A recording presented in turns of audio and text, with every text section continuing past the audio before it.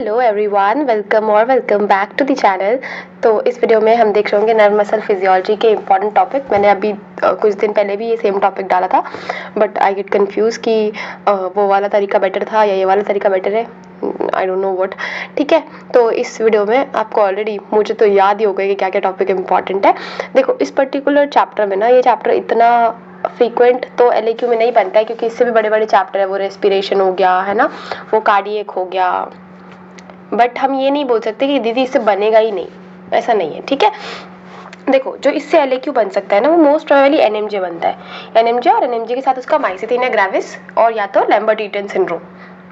इसके अलावा RMP किसी किसी किताब में ना इस चैप्टर में दिया हुआ है, और किसी किसी किताब में ये जनरल फिजियोलॉजी में दिया है।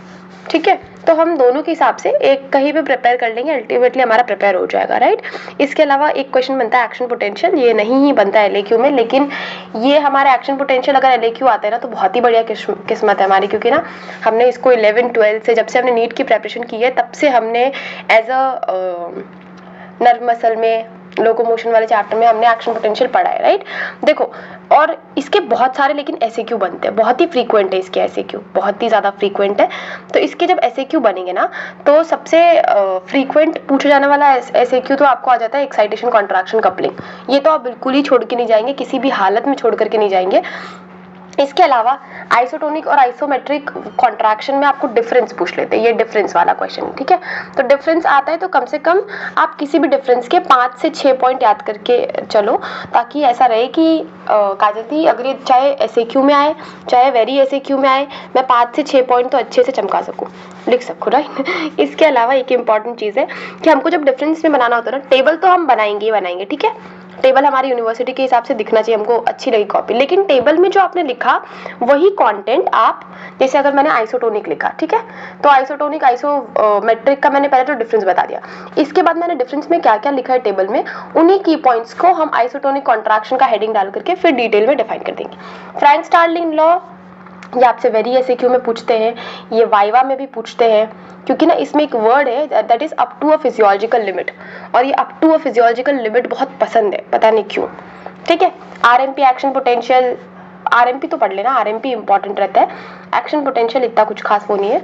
ठीक है, molecular basis of muscle contraction, ये बहुत ही इंपॉर्टेंट टॉपिक है, और इस पे भी LAQ बनता है किसी किसी यूनिवर्सिटी में। मैं एक्चुअली में कहीं का यूनिवर्सिटी का पेपर देख रही थी, उसमें ये मसल कॉन्ट्रैक्शन के ऊपर LAQ आया है, खासकर स्केलेटल मसल के ऊपर। तो अगर स्केलेटल मसल के ऊपर हमारे पास LAQ आता है, तो हम स्टार्ट करेंगे कहाँ से काजल दी, न्यूरोमस्कुलर जंक्शन, मतलब एक्शन पोटेंशियल बताएंगे, NMJ बताएंगे, एक्साइटेशन कॉन्ट्रैक्शन कपलिंग बताएंगे, सार्कोट्यूबुलर सिस्टम बताएंगे, मतलब पूरा पूरा चैप्टर बताना पड़ेगा। फिर हम मसल कॉन्ट्रैक्शन का जो हमारा इनिशियल स्टेप है या वो बताएंगे, ठीक है, कि मसल तक स्टिमुलस कैसे पहुंचा, और फिर एक्चुअली में हम कॉन्ट्रैक्शन करवा रहे होंगे। तो ये पूरा का पूरा जो प्रोसेस है, ये हम बताएंगे when it comes to LAQ skeletal muscle में। ठीक है, एक्साइटेशन कॉन्ट्रैक्शन कपलिंग बहुत ही ज्यादा फेवरेट क्वेश्चन है, बहुत ही फेवरेट क्वेश्चन है ये एग्जामिनर का।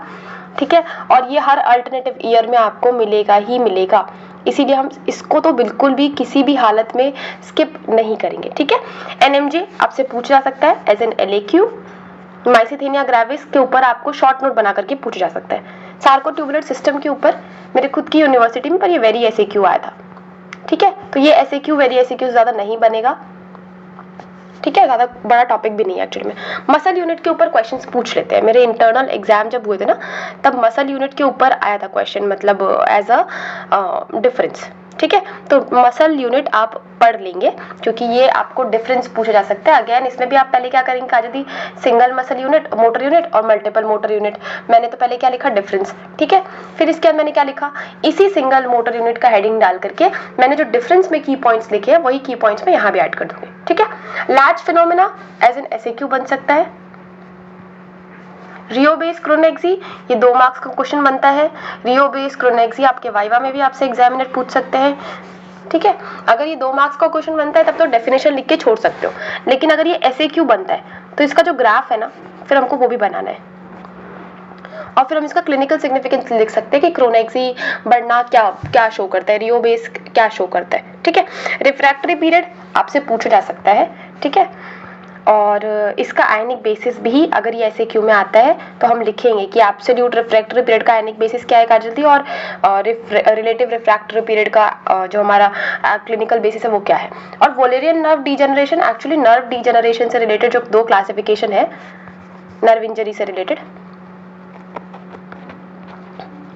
वो आप पहले डिफाइन करेंगे। डिफाइन क्या, थोड़ा थोड़ा सा क्लासिफिकेशन बता दो, उसके बाद आप नर्व डीजनरेशन, नर्व इंजरी से रिलेटेड जो भी टर्म है, चाहे वो एक्सॉन्टेमेसिस है, न्यूरोटेमेसिस है, न्यूरोप्रेक्सिया है, आप उसको डिफाइन करेंगे। फिर आप जो वोलेरियन नर्व डीजनरेशन है उसके बारे में फर्दर एक्सप्लेन कर रहे होंगे। और एक आता है क्लासिफिकेशन ऑफ नर्व इंजरी, और sorry nerve fibre, classification of nerve fibre. ये भी कहीं कहीं किसी किसी पेपर में पूछा गया है, मध्य प्रदेश के पेपर में तो नहीं पूछा गया था, लेकिन किसी किसी पेपर में आपको classification of nerve fibre as an SAQ पूछा जाता है, वो एडलेंगर ग्रेसर क्लासिफिकेशन। ठीक है, तो वो हम पढ़ रहे होंगे, और वो हमको सीएनएस का भी बेसिक बनाता है एक्चुअली में। जो नर्व फाइबर का क्लासिफिकेशन है, सेम टू सेम क्लासिफिकेशन हमारे when it comes to CNS, हमको सेम क्लासिफिकेशन पढ़ना है, तो इट्स बेटर कि हम अभी करके खत्म करें, राइट। तो ये कुछ हमारे इंपॉर्टेंट टॉपिक है। जब आप यूनिवर्सिटी पॉइंट ऑफ व्यू से प्रिपेयर कर रहे होंगे तो आपका फोकस इन टॉपिक्स पे होना चाहिए। This is very important topics, इनको आप स्किप नहीं करेंगे, आप पहले इन टॉपिक को प्रिपेयर करिए। इसके बाद अगर आपको लग रहा है काजल दी मुझे और अच्छे से नर्व मसल फिजियोलॉजी पढ़ना है, तो फिर आप डिटेल में ये चैप्टर पढ़ सकते हैं। ठीक है, और कोई डाउट बचा तो डू लेट मी नो। और कोई आपको ऐसा लग रहा है काजल दी मेरे यूनिवर्सिटी में ये भी क्वेश्चन आता है, आप कमेंट सेक्शन में बता दो। और तब तक के लिए मिलेंगे अगले वीडियो में। Bye bye, take care.